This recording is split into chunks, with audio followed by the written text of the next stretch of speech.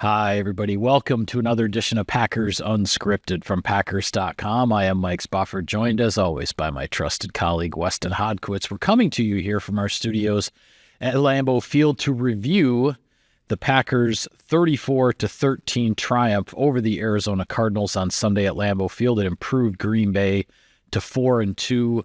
A lot of ground to cover as far as this game is concerned, Wes, but I think it starts with the fact that in his third game back from the knee injury that cost him 2 games earlier in the season, Jordan Love is starting once again to look like the Jordan Love of late 2023. Jordan Love looked like Jordan Love on Sunday. Yeah. And that cerebral, accurate, so much on his footballs. I mean, the play that just continually has been in my memory bank since Sunday is the 4th down conversion across the middle of the Christian walk.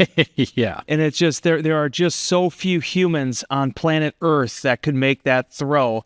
And Jordan Love did it on a line and put it the only where that a 6'4", uber athletic receiver could get the football. And for him to have, I thought this was such an interesting stat that Tom Fanning came up with, that back-to-back consecutive home games with 4+ touchdowns at Lambeau Field. The first time that's happened since 1995 with Brett Favre. For him to come out and be this dialed in, both with explosive plays and also with executing deep down the field and scoring territory, I just felt like this game, you could feel it in the locker room afterwards. I'm sure you could feel it with Jordan too, talking afterwards. It just felt like the most complete game. Yes, they kind of beat up the Tennessee Titans, but in terms of just beginning, middle, and end, with a few blimps on the radar in between, I thought the Packers in all 3 phases and in basically every position group really showed out. Yeah, well, you mentioned Love now, back-to-back home games with 4 touchdown passes. The other one was in the loss to the Minnesota Vikings, but we saw in the comeback in the second half there where Love was really starting to crank it up. In this game, completions to 9 different receivers as the Packers kind of got the band back together at receiver. Watson was back from his ankle injury. Fortunately, only ended up missing the 1 game. Romeo Doubs back from the 1-game suspension. Watson not only catches the 4th and 1 throw over the middle, but also a 44-yard touchdown that was right on the heels of a long punt return by Keyshawn Nixon. And Romeo Doubs in his return catches 2 touchdowns. And I tell you, when Jordan Love is spreading the ball around like this, I believe he targeted 10 different pass catchers and Correct. 9 different guys who caught a pass in this game. It's when this Packers offense is at its best. There may not be the one guy we're talking about, where it's like, oh, somebody had 125 yards or somebody has 12 catches. That's going to happen, and it has happened this year. But when this Packers offense is at its best, that's not happening because the ball is going to so many different people. In this game, I thought reiterated once again the importance of both Watson and Doubs on the field for the Packers, yes, and what they do and how they add to that recipe, right? Let's quickly just start back on Watson for a second. To have 3 catches, 68 yards, the 44-yard touchdown pass, as you mentioned, that came after the Keyshawn Nixon punt return, that's going up against Budda Baker. That's them finding something that they felt that they could exploit against the Arizona secondary. And I've watched that play as well several times over, and just the amount of velocity that Jordan Love and Aaron Rodgers, but how much velocity Jordan put on that ball, and then Christian to come down with it. That is the number 9 X factor. When he is on the field, defenses have to defend the Green Bay Packers differently. Turn it over to Romeo Doubs. Packers trying to move forward, Doubs trying to move forward. What's the perfect way to do that? Him coming up with 3 clutch catches all at different intervals and all at different points in the game. The 19-yard completion over the middle going up against Max Melton. Being able to extend, the pocket is just there for days and days and days, and Jordan Love is able to look for him downfield. That was a full 5 seconds from snap to throw. 5 seconds, and Love was absolutely perfectly protected to allow that 19-yard throw over the middle of Romeo. And then you look at the first touchdown play. Love sees something he likes over there, throws the out to Rome. Rome finds his way inside the pylon. The way that everybody gravitated towards him, the hugs, the celebrations. Some people had asked in Insider Inbox, like, well, Rome didn't show a lot of emotion. That's Romeo Doubs, folks. Yeah. That's the way he's been the last 2.5 years. It has nothing to do with what happened last week.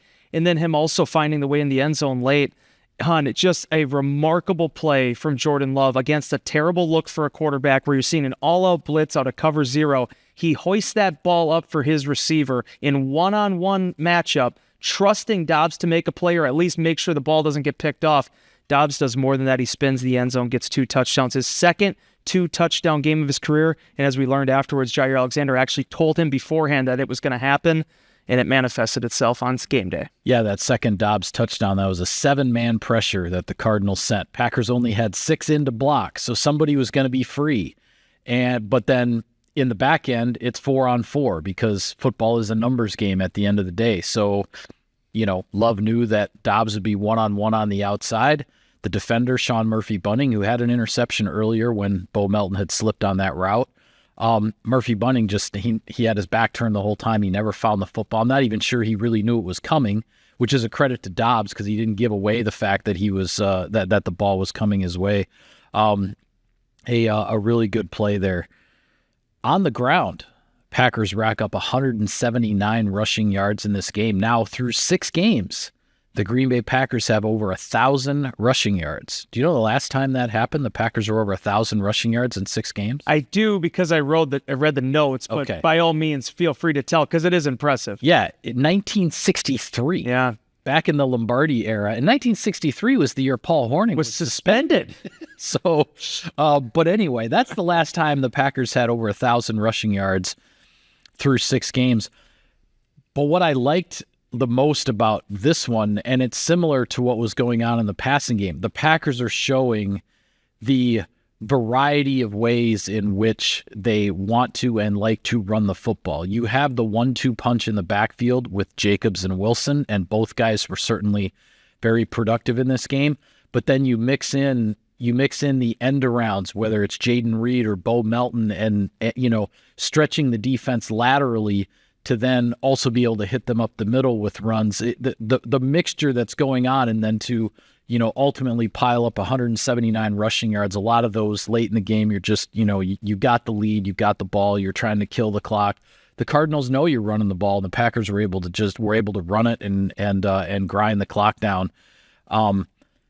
This type of balanced offense, again, it's against a Cardinals team that, they lost some players mid-game to injuries and things really didn't go their way. But I liked the way the Packers they were balanced in this game, running and passing, and they stayed in control. It felt like, other than the one play where Bo Melton slips and the ball ends up getting intercepted by the defender who wasn't even guarding Bo Melton on that play in particular, other than that, it just felt like when the Packers offense was on the field in this game, it was in control of the game. And as you point out there, Cardinals are going through some stuff right now, but the Packers beat them by 21 points. Yeah. They controlled this game. They got out to that 24-0 lead. The defense once again shut the door in the second half. That's what you want to see. To bring it back to the ground game really quickly, this was a vintage Matt LaFleur performance. It almost reminded me of the Tyler Ervin days in terms of how many different guys got involved in the run game and being able to use some of the misdirection, use some of the pre-snap motion. I tweeted it during the game too.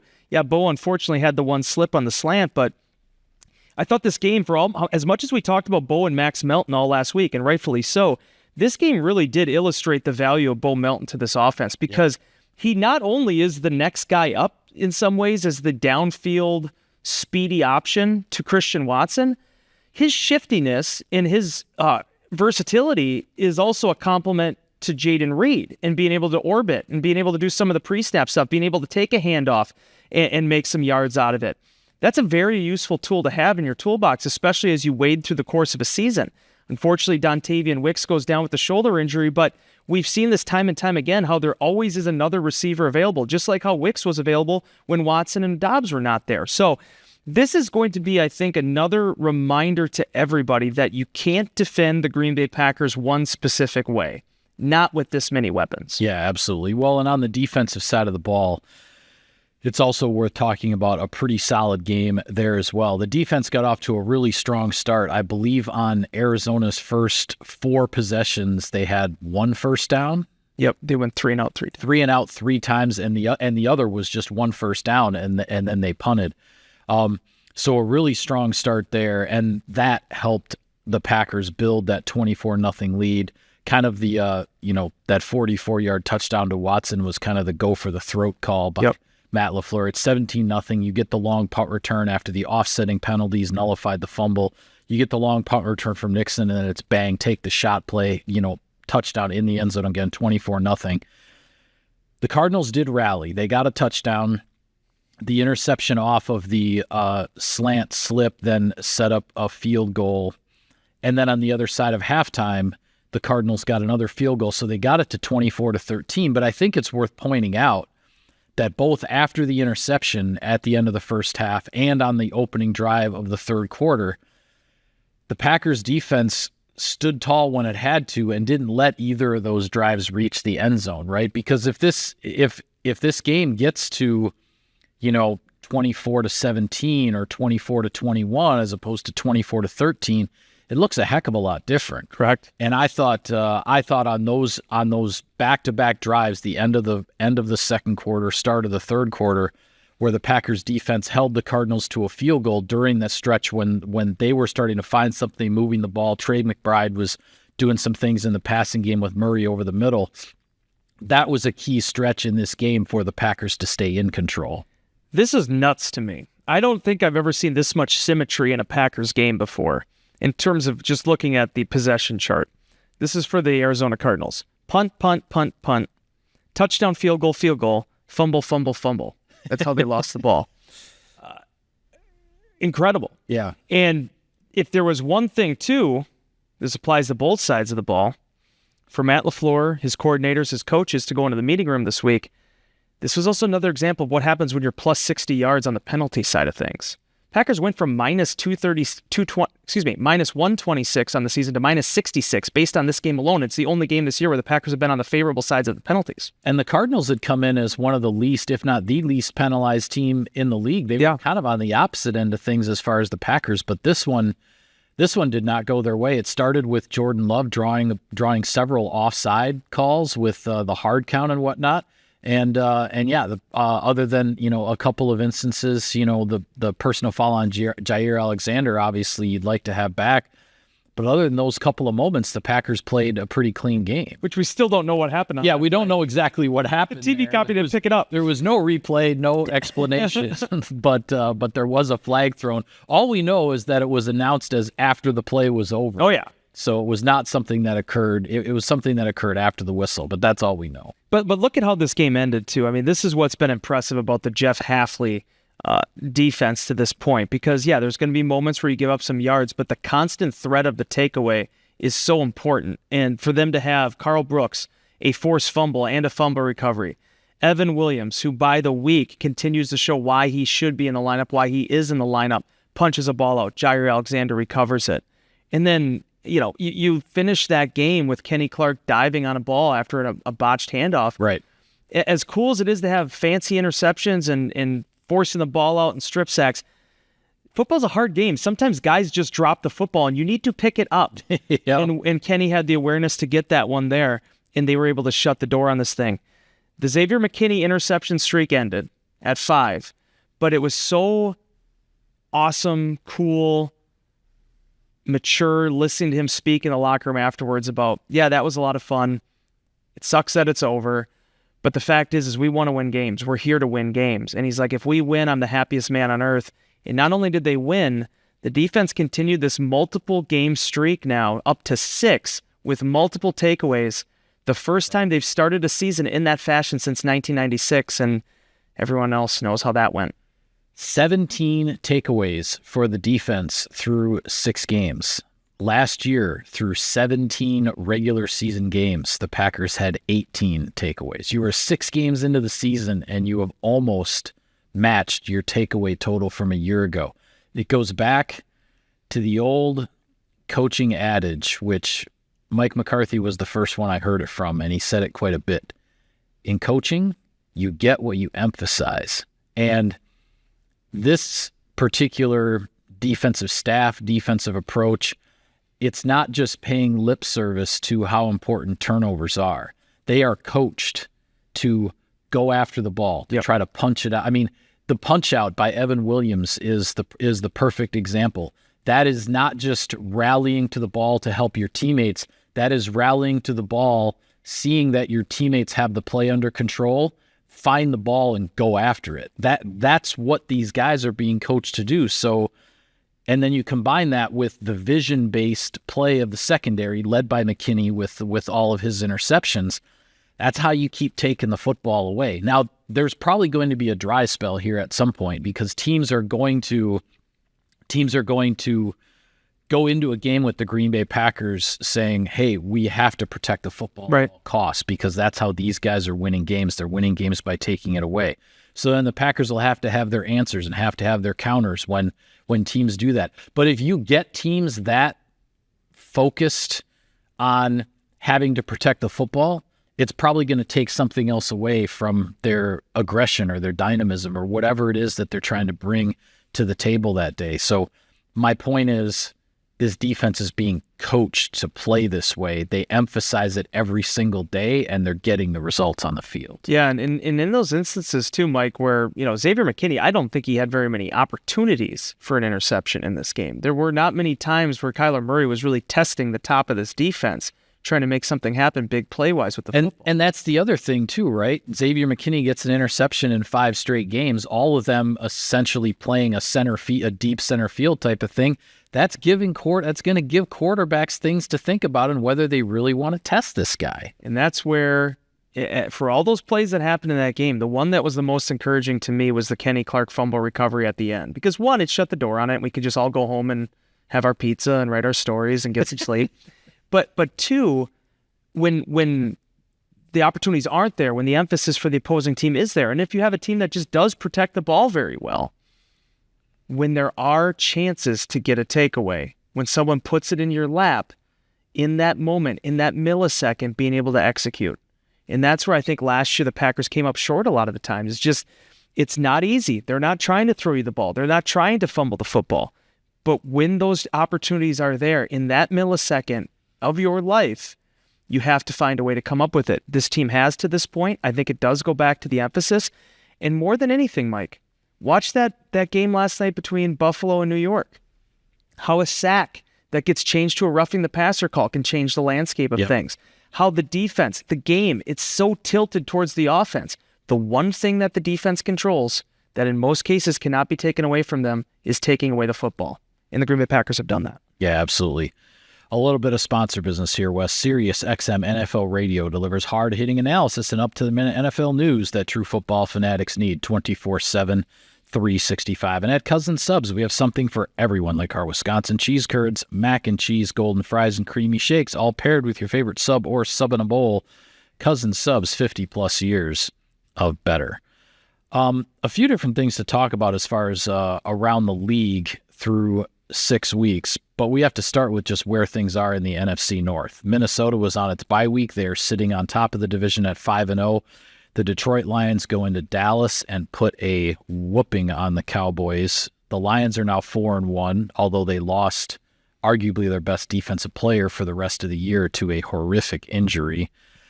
And then the Packers and the Bears both sitting at 4-2. So for the first time since the current divisional alignment was established back in 2002 with 4 teams per division and 8 divisions across the league, one division has every team with at least 4 victories through 6 weeks of the season. This has never happened before. The NFC North is looking like it is loaded, and this is going to be some race for the division title because it's almost without argument at this point that the NFC North is the best division in football. I think so. I think the proof is there with the strength of victories that they've had so far. Yeah, the Chicago Bears beat up on a very bad Jacksonville Jaguars team, but if Bears are actually going to be decent, you need to put up 42 points on that team. You just have to. Your quarterback needs to play with a 4-touchdown, 130 passer rating against that type of opponent. Yep. The one thing I would like to know that I don't know is, yes, this is a very impressive statistic. First time, 22 years, we've had a start where a division has had all 4 teams with 4 wins in its first 6 weeks. I would be interested to see how many times in the last 22 years a division has had all 4 teams and 2 teams have played each other once. Yeah, there's only been one division game in the NFC North. It was Packers-Vikings at Lambeau Field, with Minnesota obviously getting that win. That's been it. All the rest of the division games, all the head-to-heads in this division have yet to be played. There is going to be one coming up this week that we'll talk about probably on our next show. Very big one. Yeah. But that being said, I think you've seen all 4 of these teams win in very different form and fashions. I think the Packers had to weather some early adversity with the Jordan Love situation. Appears like the train is back on the tracks right now. I think 4-2, we can say that. You see the Minnesota Vikings, what they've done, surprising everybody. Sam Darnold, in this resurgence that he's been part of, the fact that, some people are even mentioning right now, adding his name to the MVP race with how he's performed out of the gate, super impressive. They've signed a ton of players, and it seems to be working out for them. The Detroit Lions, the juggernaut, the team that everybody expected to perform well, doing what they're doing. Chicago Bears found a way past a really bad Tennessee Titans team early in the season, and now have found their stride. Look kind of like the Packers team of last year, where they could potentially be improving throughout the course of the year based on the young structure of that team. Sure. They're all doing it different ways, man. But for the Packers, none of that matters for 3 more weeks. You have these opponents starting this week against the Houston Texans. Then you have to worry about the Jacksonville Jaguars. Then you have the matchup with the Lions. Right. So the fact that we're going to get all the way to the bye here, the Packers will have 2 of those games, and I think, Minnesota plays Detroit. I don't even know if there's another in-division matchup other than that through the first 9 weeks. The only thing the Packers can worry about right now is getting victories, and that continues this week against the Houston Texans, which we'll talk about on Thursday's Packers Unscripted. Yeah.